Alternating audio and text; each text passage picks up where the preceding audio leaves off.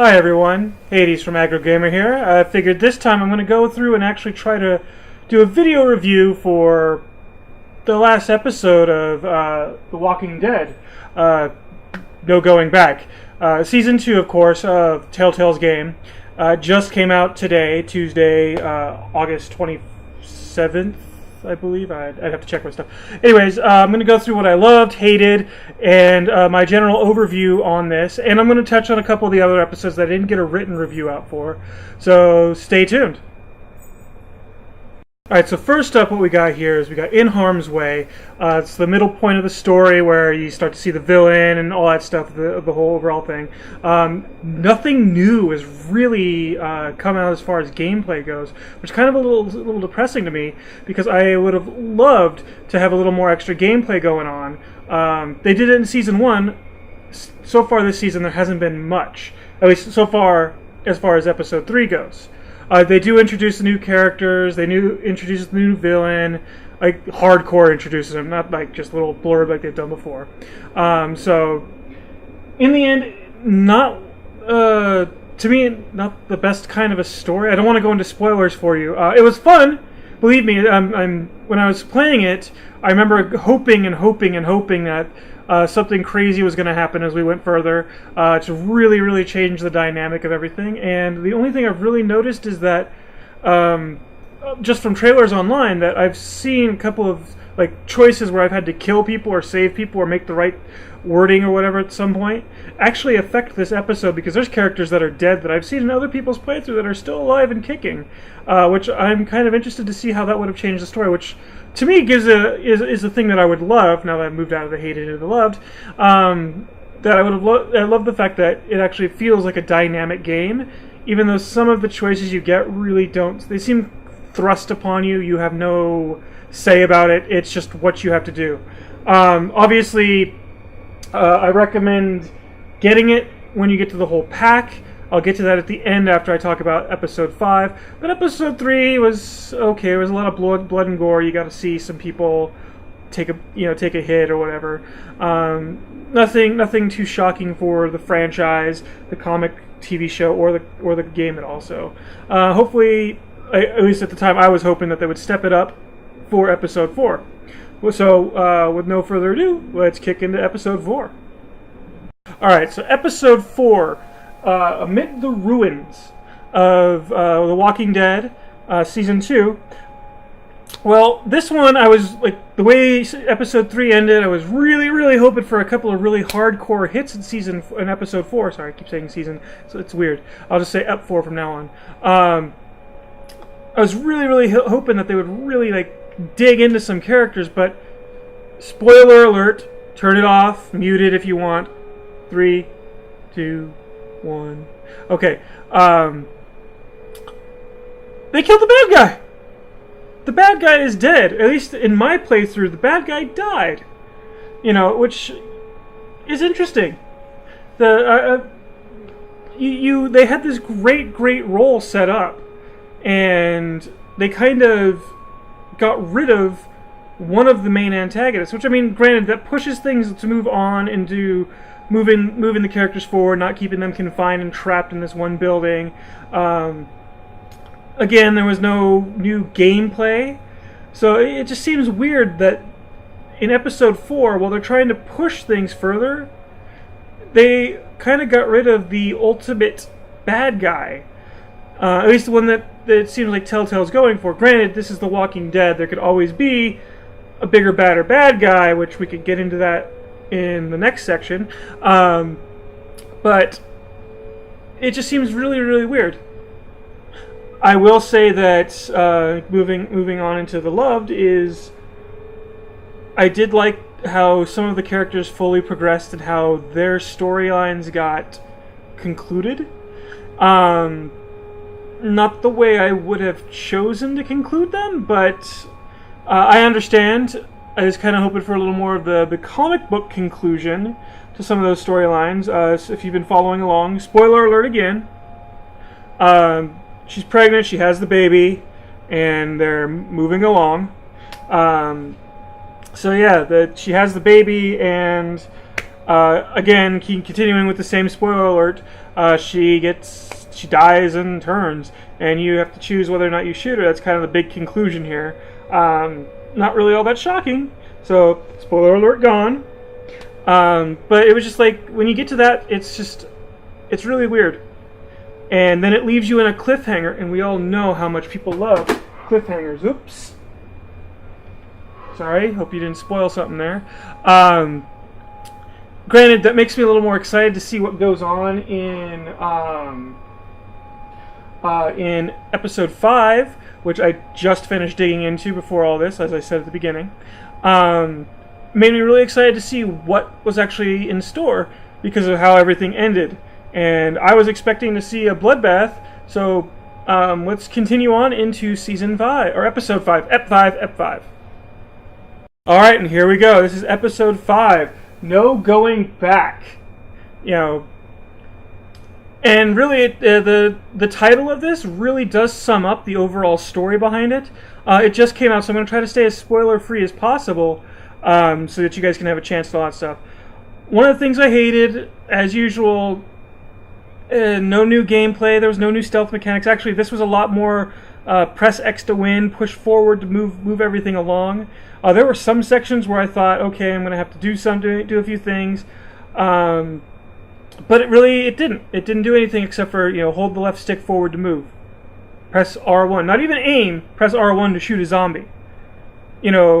In Season 1, they did such a great job of adding in a new kind of game mechanic or whatever, just another experience into the game, besides just the story. And it seems like this time they're focusing more on story, at which point I would have just rather watched a, choose your own adventure, because that's really what this was. And it's, as a game, it's not really a game, because all you're doing is choosing adventures, and there's really no skill involved. I mean, there was a couple of, quick time events where you had to press something, but missing it did absolutely nothing. The same occurrence happened. Same goes with a couple of the choices. Like, there was a couple of choices where you think that you're gonna have to, like at the very beginning of this episode of this season, at the very beginning of last season, where you had to choose between a character to save, let them die, which would totally affect everything moving forward. And well, that just didn't happen. I actually replayed the section multiple times and still got the same ending. People were still pissed at me. Person still died that I wanted to save. So yeah, little spoilery, but you'll be hit in the face when it comes to it. So if you're listening now, you'll understand. It's kind of hard not to talk about that. One of the things I did. Sorry. Another thing I really hated is the midpoint of this episode. They did something, and granted, I'm glad they went back, and I think they did it for shock value. But it wasn't really shock value anymore. It was, I'm going to set my controller down and walk away because of how you guys make me think you're ending this whole series. Because it was just a poor storytelling choice. I won't say anything. It's a flashback of sorts. You guys can play and check it out. What I did love about it, though, is I got to get rid of a character that I've been dying to get rid of for a long time. They pretty much step out as the new big bad villain since what happened to Carver back in two episodes ago. So I'm glad I had that option to finally get some closure on that little story. Granted, it was one of those things where you could choose to save them or kill them. I decided to kill them because they were just as annoying. So yeah, that I really, really did love about that. The other thing I really loved, even though it got ripped away from me, Clementine dies. Sorry, should I put a spoiler alert up? No, Clementine doesn't fully die. There's a spoiler alert. There's a little scene in there where you think she's died, and it goes back to the thing I hated just a little bit ago. You'll understand it when you actually play through. That's one of the things that I was really hoping I've said it in my other reviews and all that stuff. I was really, really hoping that would happen. Mainly because I think she's gotten to that point where Carl in the comics and in the TV show is at, where it's just the same character. I want a new character. When I played as Lee, I didn't feel like I was playing Rick or Michonne or Andrea or any of the established characters from the comic book. And I'm not talking even the TV show. I'm talking the comic. And even in the show, Carl is the same character for more intents and purposes. For all intents and purposes, sorry. And Clementine's becoming that. At least my Clementine has become that. I don't know how different you can make all your Clementines. I've always checked all of the hope kind of options to make Clementine kind of that hopeful character, because that's what I kind of wanted out of her. But in the end, she's turned into this rugged, I'm going to kill my own mother if I need to type of character. Really wish she would have bit it. And I got teased. Taken away. But, it was in there. And that leads into the ending. Obviously, there's the season 3. Clementine's one of the more important characters of the series. Everybody loves her. There's a whole hashtag thing for her. So obviously, they're not going to off her in this. They do give you a choice, which I'm assuming is going to affect how season 3 starts. Just like how the choice at the end of season 1 affected the start of season 2. So we'll see how that all plays out. But yeah. So in the end, would I recommend this? Now that the entire game is out, well, I use game loosely. If you're a fan of the TV show, the comic books, or anything The Walking Dead, obviously you've already probably picked this up. You've already probably played this, and you're just watching to see if I'm a jackass bashing on a game you loved or hated. And to be honest, the episodic part of it, I get, it works for TV. I'm not sure how I like it for video games, especially when you have to wait 2 or 3 months in between. Granted, between episode 4 and episode 5 here was about a month. So, I mean, yeah, it was just after Comic-Con, and then, which was literally about a month ago, this episode came out. I'm not sure how this platform really works. It doesn't work for me because I hate having to wait such a long time. I forget the choices I've made. I forget all that stuff. I just like to push forward. Now that it's all out and you could sit down and binge play this, I mean, granted, as far as a game goes, you're talking about 8 to 10 hours, roughly, depending on how long you look around, how long you take your time, if you just hammer on through everything. I mean, each episode roughly is about an hour to an hour and a half, which is awesome, because that in itself guarantees, at the bare minimum, just content-wise, just dialogue-wise, you're sitting at about 7 hours, 8 hours.